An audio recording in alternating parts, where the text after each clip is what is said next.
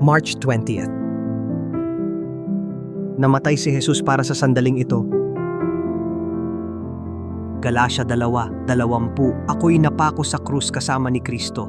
Hindi na ako ang nabubuhay kundi si Kristo ang nabubuhay sa akin. At ang buhay ko ngayon dito sa lupa ay nabubuhay ako sa pananampalataya sa anak ng Diyos na nagmahal sa akin at naghandog ng kanyang buhay para sa akin. Nang tumunog ang alarm clock ngayong umaga, eksaktong 4:59, isang kisap matang pag-iisip ang pumasok sa akin.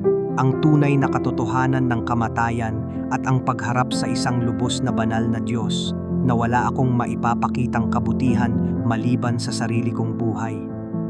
Ang hilakbot ng kaisipang iyon ay biglang nilamon ng isang mas maliwanag na katotohanan. Namatay si Hesukristo para sa mismong sandaling ito.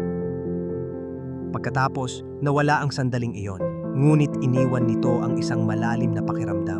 Ito ang mismong nangyayari kapag ang isang tao ay naliligtas. Ganito nagiging totoo si Hesukristo. Ganito natututunan ng isang tao na pahalagahan ang pag-ibig ni Kristo.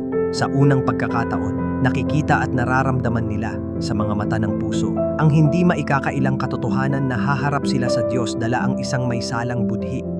Ang bigat ng pangitain na iyon ay nakagigiba. Ipinapakita nito na tanging tagapamagitan ang ating pag-asa. Kung tatayo tayo mag-isa, bitbit ang ating makasalanang buhay, tayo ay ganap na ligaw at nawawala. Kung may pag-asa man na tayo'y makatayo sa presensya ng banal na Diyos sa kawalang hanggan, kailangan natin ang isang manunubos kapalit tagapagligtas. Ang ating Diyos ay isang nagliliyab na apoy. Hindi siya tumitingin ng may pagpayag sa kasamaan at tayo'y ganap na nawawala.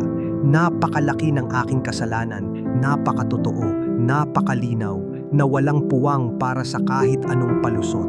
Ito ay bigla, ubos lakas at tila walang katiting na pag-asa. Sa mismong sandaling iyon, si Jesus lamang ang mahalaga.